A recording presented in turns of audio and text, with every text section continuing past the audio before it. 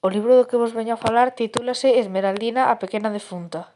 Esmeraldina vivía cos seus pais no Hotel Fantastique, co seu dono, Amancio, que era un home moi egoísta.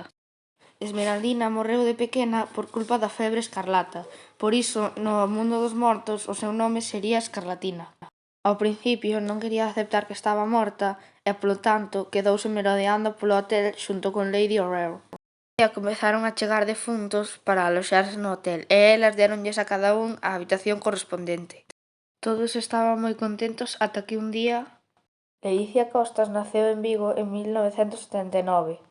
Na colección Fora de Xogo publicou Unha estrela no vento e Recinto gris, ou O corazón de Xúpiter, co que obtivo o premio Neira Vilas ao mellor libro infantil e xuvenil na 8ª noite da edición AGE e o premio da ALG ao mellor libro infantil e xuvenil no ano 2012.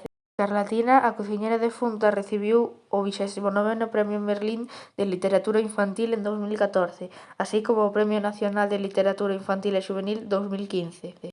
Gustoume moito este libro e pareceume moi fácil de ler, anímovos a lelo.